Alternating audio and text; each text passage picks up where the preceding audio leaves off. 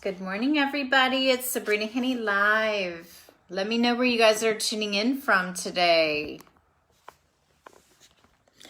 Anyway, wanted to kind of honor Bob Proctor today. He passed away on the 3rd, I believe. And I've been reminiscing about the impact he has had upon my life, him and his team that I've dealt with over the years, and they're a really good group.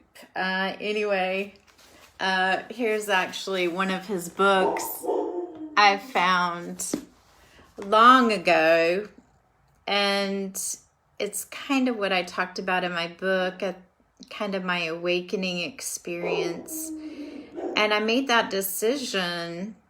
I wanted to start working on my self-development more intensively after all that happened.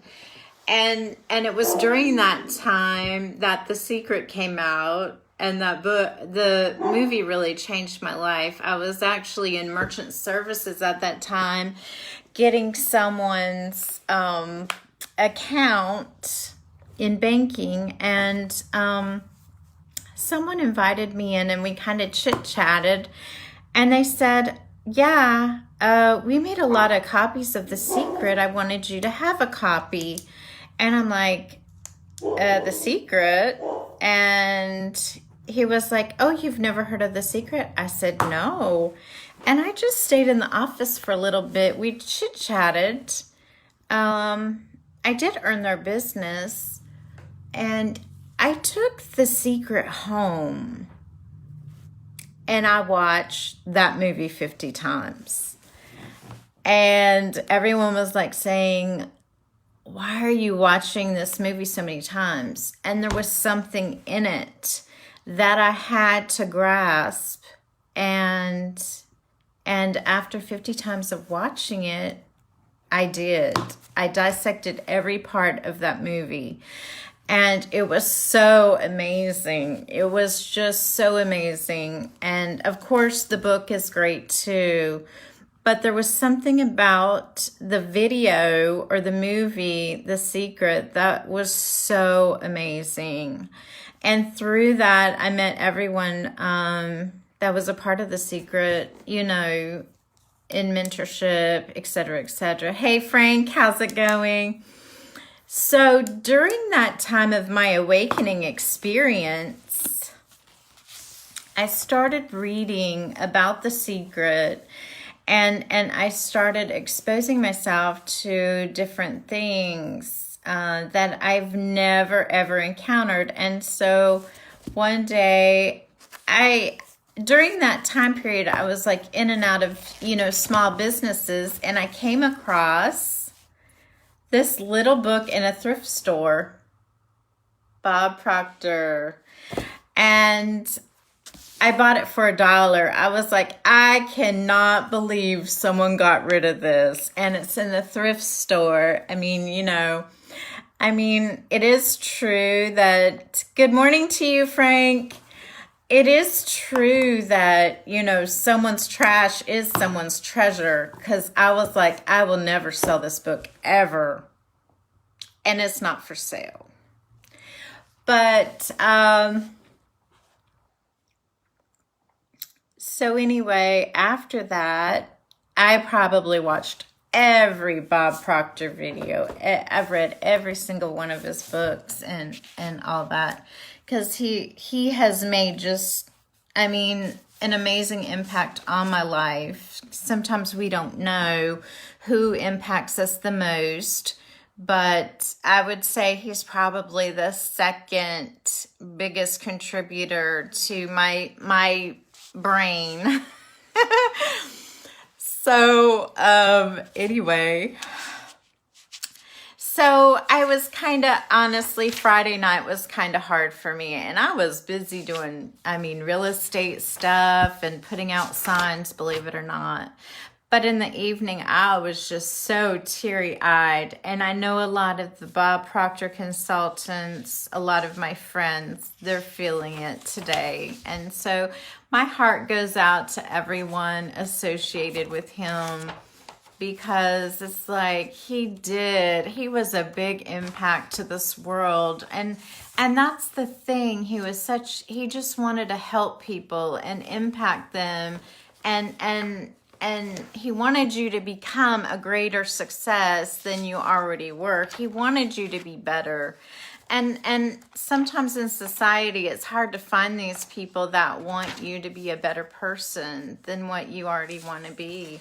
So anyway, I created this journal Friday night. I was in tears because I was like, why did he have to die? Here he's 87 years old, and he wasn't stopping. And that's the thing. I mean, that was the most amazing thing about Bob Proctor. He was 87 and he didn't want to stop. I mean, so many people his age don't buy $1 million studio to impact the world in. And so, you know, sometimes people they want to retire at maybe 60 or so and be done with it. But he said he never wanted to retire. And for me, that was an inspiration. I mean, with that being said, he's always been an inspiration to me because, hey, let's not talk about our age sometimes, because sometimes we feel like we get too old to do things. And on a lot of his interviews, a lot of people always used his age. Well, you know, it's kind of like in the gym. You know, I can outwork a lot of people in their 20s. Okay, so fitness isn't about age. Success isn't about age. And so why are we stopping at a certain age? I mean, why do we have to stop at 50? Why do we have to stop at 60 or 75? He wanted to go he wanted to contribute as much as he could to this world while he was still on this earth, which is so amazing. And so with that being said, I was just kind of reminiscing Friday. And I created a little journal in his memory. And the reason why I did so is because he had some of the most amazing information that no one has ever heard of, or that people didn't really actually focus on too much. So I created a new journal just for him and his information, because I don't know how long his information will actually be available. I mean, you know how it is when people die and say 50 years from now, where's that information? And it's like that with a lot of people. You know, he even talked about some of his inspirational readings, and his inspirational readings, in one of his interviews, he asked what were his 5 favorite books, okay? And of course, we know that his favorite book that he read every day was Think and Grow Rich by Napoleon Hill. And that was the book that changed his life. But the second book, which is actually my favorite book, and he directed me to a lot of these amazing books that I would never known if it wasn't for him. And so I'm grateful for that. I'm so grateful for his wisdom and knowledge. But his second favorite book was The Science of Getting Rich by Wallace D. Wattles. And he talks about that. And I have that book closely. It is an amazing book. And I'll kind of go over that. But this week I wanted to dedicate, time to Bob Proctor, or for Bob Proctor, in his remembrance. Another great book of his that he loved was the Edinburgh on Mental Science. I would say Bob Proctor is probably one of the greatest thinkers of all times. That's what I think. Another book that he loved was the Dore Lectures on Mental Science. And then, of course, his favorite book that he wrote was this one here, You Were Born to Be Rich. I know. I love the glasses in that. It's so 1970s. I just, But anyway, I just wanted to talk about those special things. So, in another interview of his, he said, what are 3 truths you want to be remembered by? And this is what he said. He said he wanted everyone to live in the now. Live in the now. Don't get caught up in the present. Don't get caught up in the past.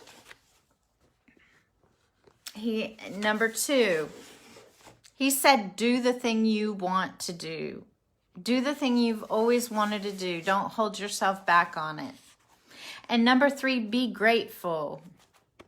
And then he talked about the 7th chapter in my favorite book, which is The Science of Getting Rich by Wallace D. Wattles. My cover fell off long ago, so bear with it. It's one of those books that doesn't have a fancy cover to it. It's just plain blue, but it is so amazing. So I want to read this chapter in remembrance of Bob Proctor, but it's 7th chapter of Wallace D. Wattles in The Science of Getting Rich, which is gratitude. So far, we've seen the first step in getting rich is to impress the idea of your wants on the formless substance, and this is true. By doing so requires being in harmony with the formless intelligence. Achieving this harmony is vitally important, so I want to talk about it in some length here and to give you instructions that will bring you into the perfect unity of mind, which is the supreme power of the universe. The steps are simple. Believe, number 1, believe that there is one intelligent substance from which all things proceed. Number 2, believe that the substance gives you everything you desire. Number 3, relate to that intelligent substance through a deep feeling and profound gratitude. The whole process of mental adjustment and atonement can be summed up in one last word, gratitude. Many people who do everything else right away in poverty due to their lack of gratitude. Having received a gift, they cut the wires that connect them with the source by failing to acknowledge that gift. It's so easy to understand the nearer we live in to the source of riches, the most riches we will receive. And it's easy all to understand that someone who is always grateful lives in closer touch with that source, that one never offers thankful acknowledgement. The more grateful we fix our minds on the supreme source when good things come to us, the more good things we will receive and the more rapidly we will become. The reason for this is simply that an attitude of gratitude draws the mind closer to the source from which the blessings come. Jesus always gave thanks first.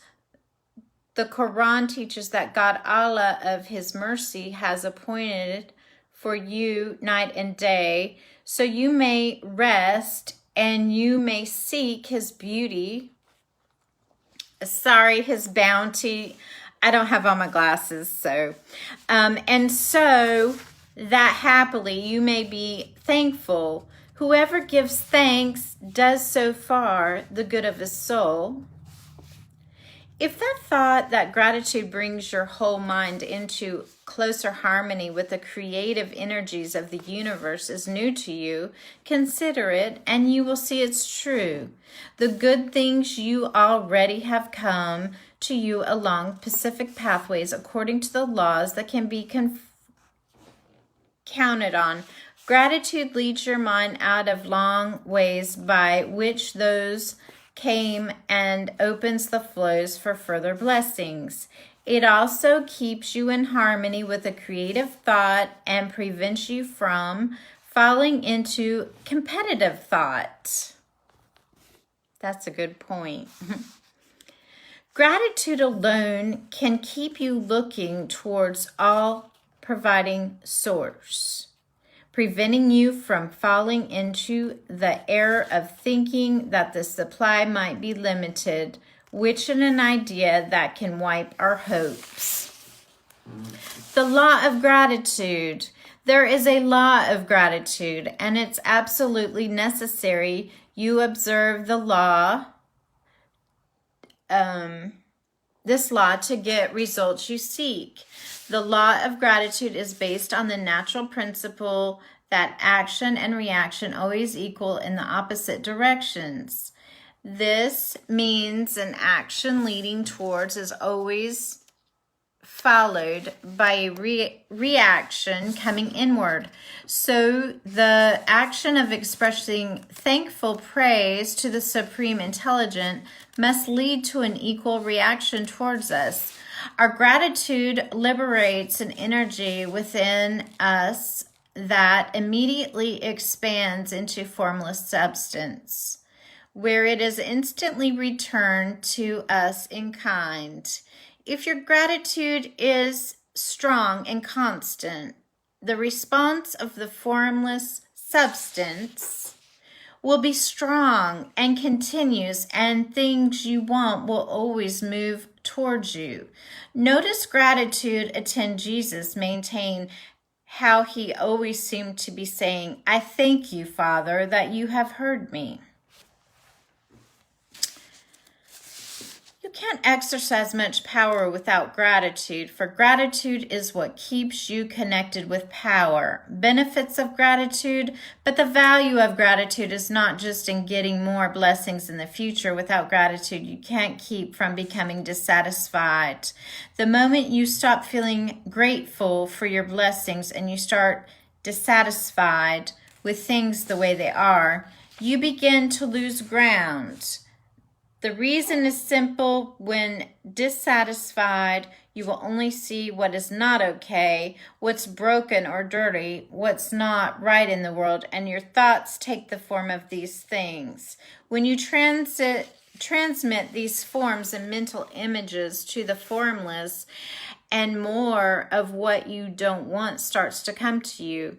To focus attention to the inferior and undesirable, to become inferior and to find yourself surrounded with inferior or undesirable things. On the other hand, to fix your attention on the best is to surround yourself with the best and to become the best. The creative power within and makes us the image of whatever we give our attention to. We too are made of thinking substance, and substance always takes the form of the thought in experiences. The grateful mind is constantly fixed upon the highest and the best. Therefore, it tends to become the best. Taking form or character of the best, it will receive the best. Another benefit is increased faith. Faith is born of gratitude. The grateful mind, the continually perceived good things which become expectations of more of the same, which with faith, a deep understanding and acknowledgement.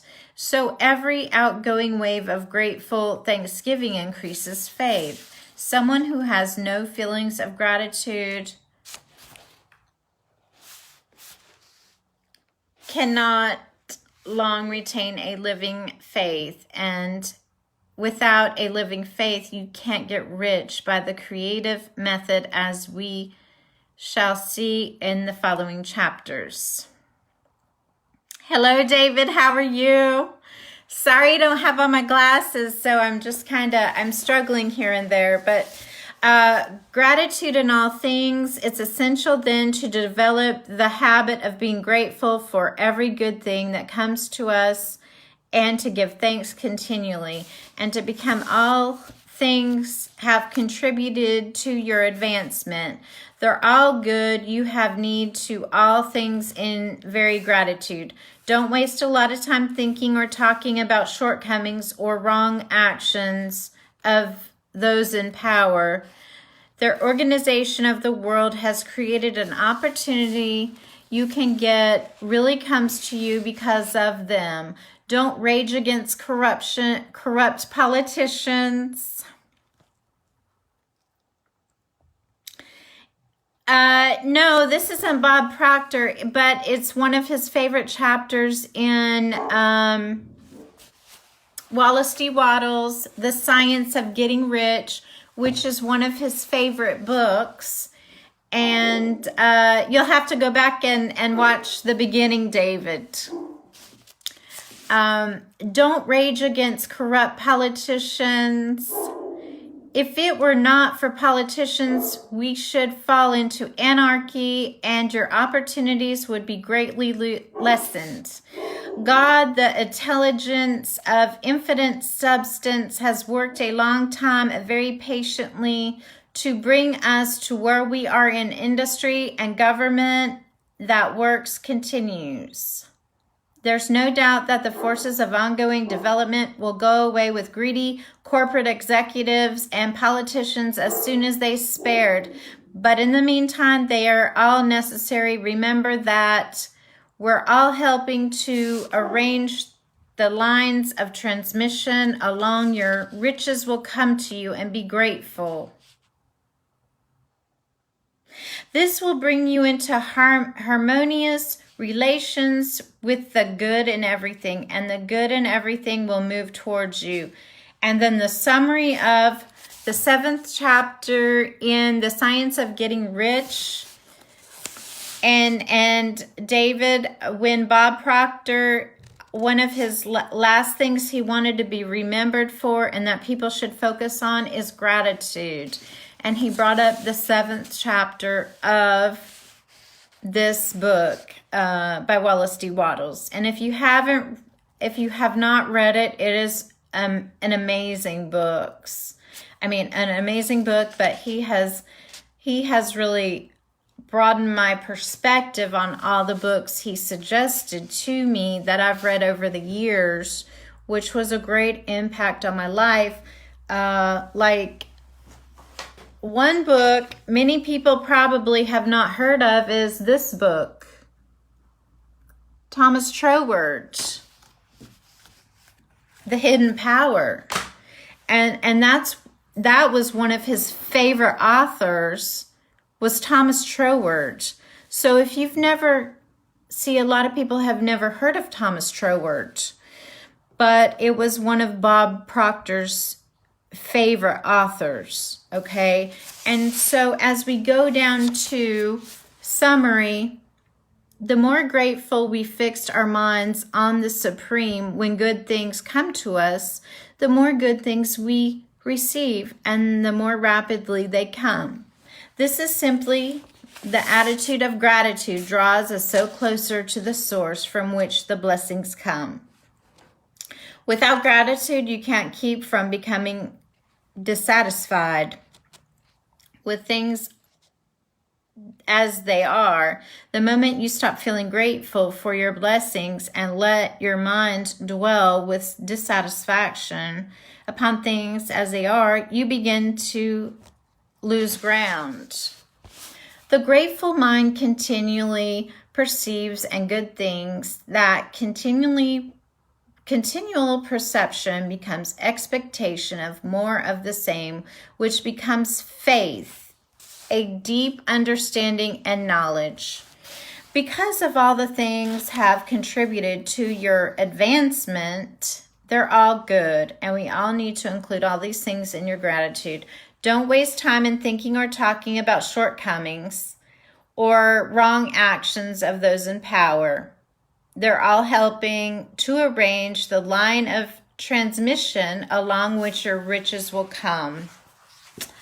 So what that means is we can't complain about, maybe all of the situations we may be experiencing.